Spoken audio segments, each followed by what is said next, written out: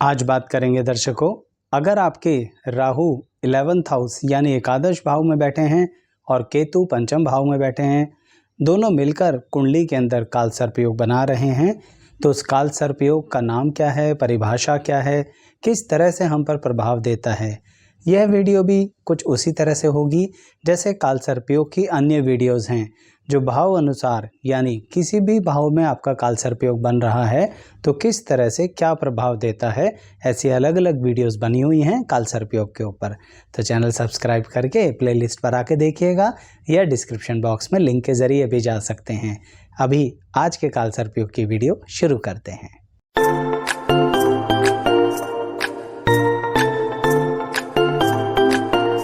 मैं एस्ट्रोलॉजर शैलेश जैन आपका हमारे चैनल पर स्वागत करता हूं। दर्शकों, राहु एकादश भाव में बैठे हैं और केतु पंचम भाव में बैठे हैं जन्मपत्री के, और दोनों ने मिलकर ग्रहों को एक तरफ करके काल सर्प योग बना दिया।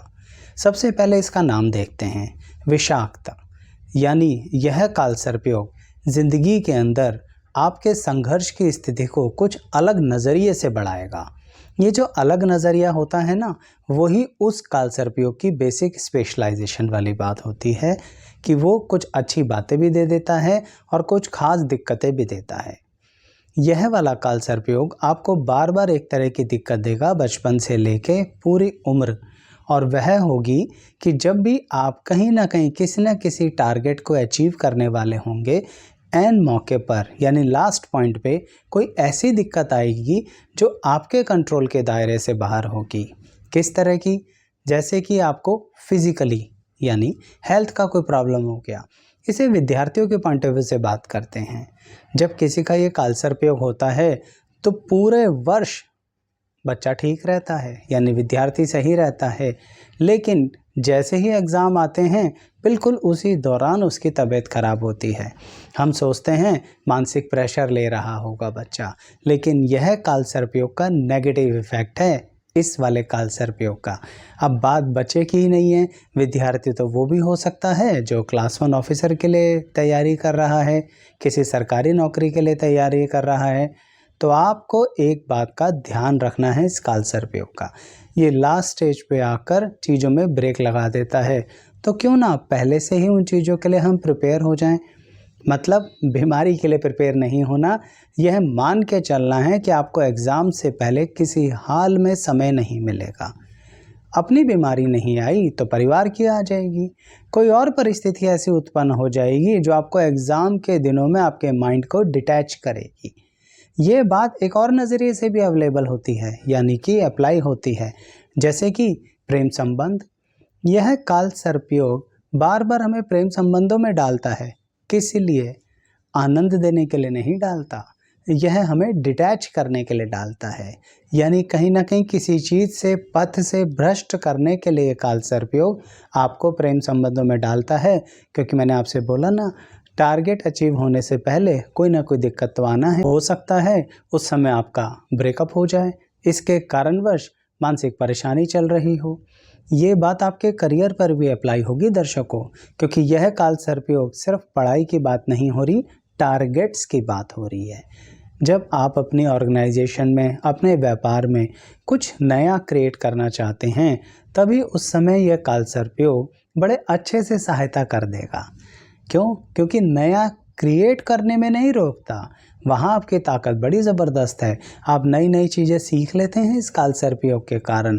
कहने का तात्पर्य यही रहा कि जो आपको सब्जेक्ट आता है उसके डिफरेंट सब्जेक्ट्स में भी नॉलेज लेने की क्षमता बढ़ा देता है काल सर्प योग यह वाला।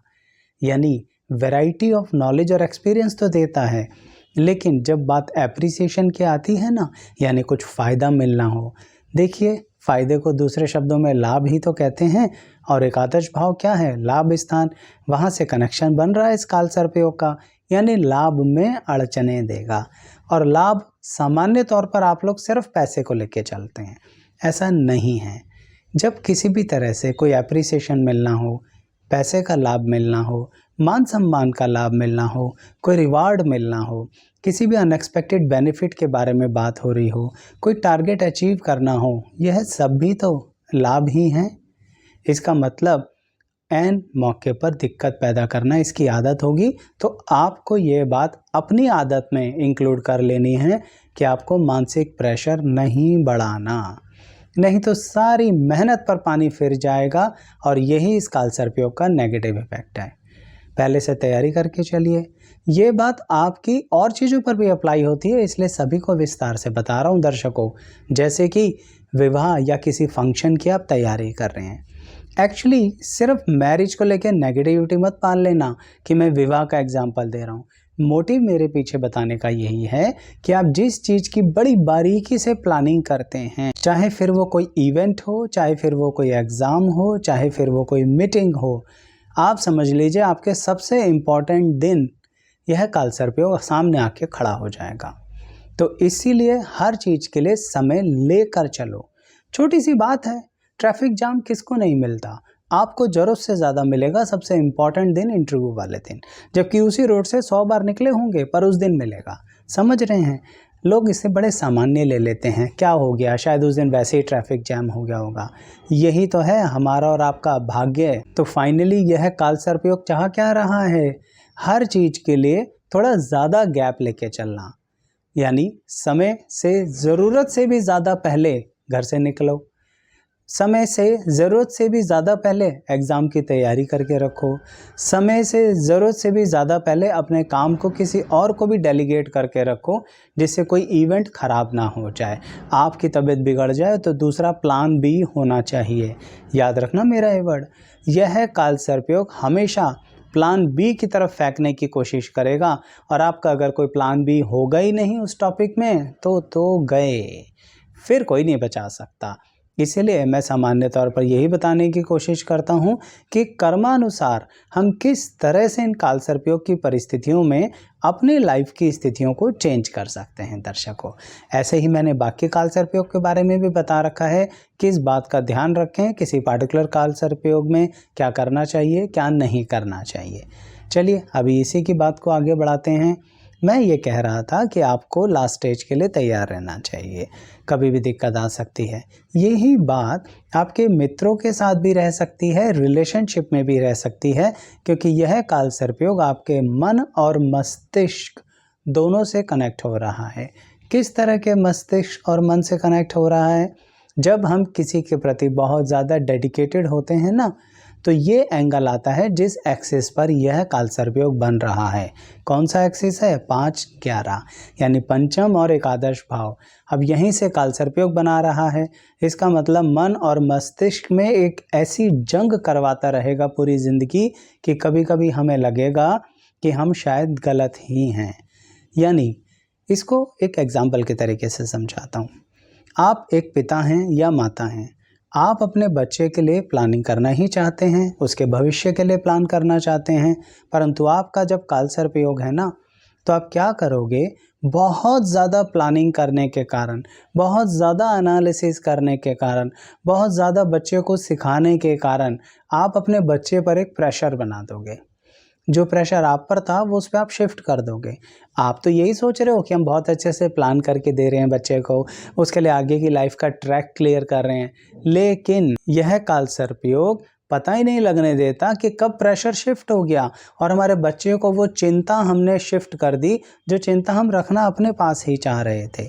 यानी रिलेशनशिप्स में, डेडिकेशंस में इस तरह की दुविधाएं उत्पन्न कर देता है और फिर हमारी संतान हमें गलत समझ लेती है।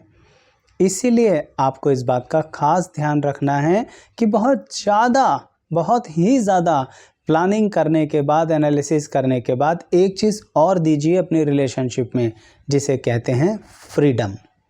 आपको अपने हर रिलेशनशिप में, मैंने तो एग्जांपल संतान का लिया, पर प्रेम में भी, मित्रता में भी, इवन आपस के भाई बहनों में भी आपको फ्रीडम ज़रूर देनी है। आप एडवाइस कीजिए, मुझे भरोसा है आपकी बुद्धि पर, क्योंकि यह कालसर्पयोग आपको बुद्धिमत्ता बहुत अधिक दे रहा है, लेकिन उसको किस तरह से दूसरे तक पहुंचाना है इसके बारे में दिक्कत पैदा कर देता है।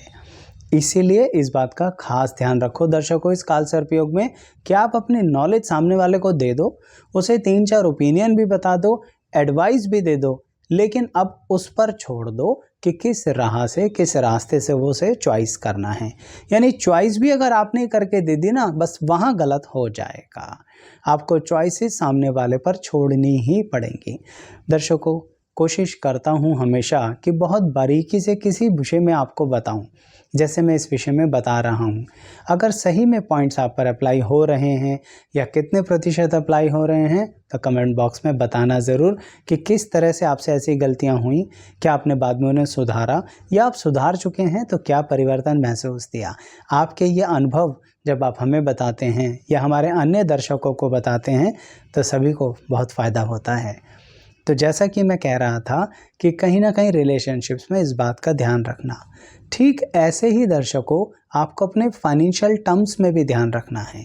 यह वाला काल सर्पयोग जो होता है ना, जो एकादश और पंचम के साथ कनेक्ट होकर बन रहा है, इस काल सर्पयोग में आपको अपने फाइनेंशियल प्लानिंग के बारे में बहुत सचेत रहना है।